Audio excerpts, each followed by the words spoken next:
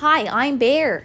And I'm Butterfly, and today we're going to be telling you another story. This story comes from a place called Syria, and it's called Mullah Nasruddin Feeds His Coat. Mullah Nasruddin had been working in the fields all day long. He was tired and sweaty, and his clothes and his shoes were covered with mud and stains. Because he had been fasting all day long for Ramadan, he was also quite hungry. But finally, it was almost sundown, and Nasruddin knew he would be able to eat soon. The wealthiest man in town had invited everyone to come and break their fasts in his home. That evening there would be a huge feast. Nasruddin knew that he would be late if he went home to change his clothes before heading into town.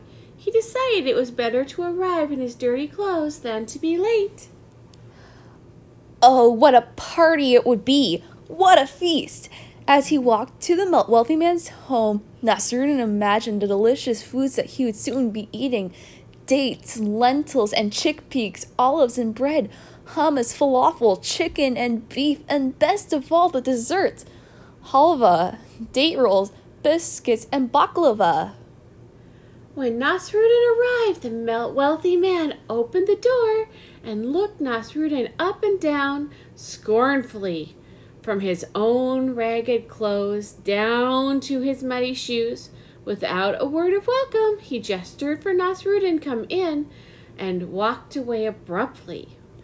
Nasruddin joined the throngs of people who were all dressed in their finest clothing. The tables were laden with all sorts of delicious foods: dates, lentils and chickpeas, olives and bread, hummus, falafel, chicken and beef, and best of all, the desserts: halva, date rolls, figs, and baklava. Despite his efforts to hurry, the seats were all taken, and nobody tried to move over or make a place for Nasruddin.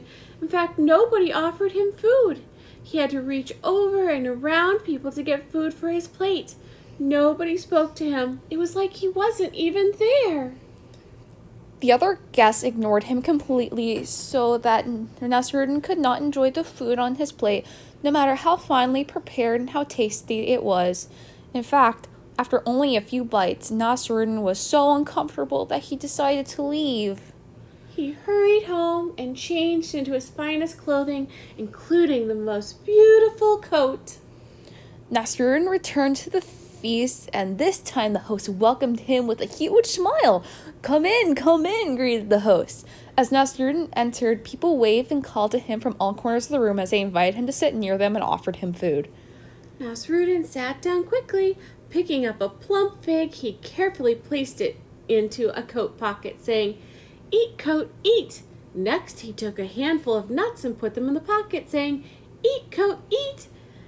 Now he began to feed his coat in earnest, grabbing all sorts of food and shoving them in pockets. He fed the coat lentils and chickpeas, olives and bread, hummus, falafel, chicken and beef, and best of all, the desserts: halva, date rolls, figs, and baklava. Nasruddin became silent as they watched this strange behavior. Soon everyone in the room was staring at Nasruddin, wondering what he was doing. The host hurried over. "Nasruddin, whatever are you doing? Why are you feeding your coat in this manner?" "Well," replied Nasruddin, "when I first came to this feast in my old farm clothes, I was not welcome. No one would speak to me. But when I changed into this coat, suddenly I was greeted warmly. Now, so I realized it was not me that was welcome at this party, but my clothing. So I am feeding my coat." That's terrible. They shouldn't have treated Nasruddin like that. This is why the golden rule is so important. Treat people how you would want to be treated. All people deserve to be given respect, no matter what. I wonder what I would have done in Nasruddin's place. I like to think about what I would do if I was in the room. What do you mean? If I saw someone being mistreated because they looked dirty from work, how could I make them feel welcome? How could I invite them into the party and not just be looking at their clothing? Oh, I get it. What about you guys? Tell us how you would make Nasruddin feel welcome and how you would deal with the guests and the host of that party. Remember, we have a website too. Click on the description to go check it out. Goodbye for now, friends.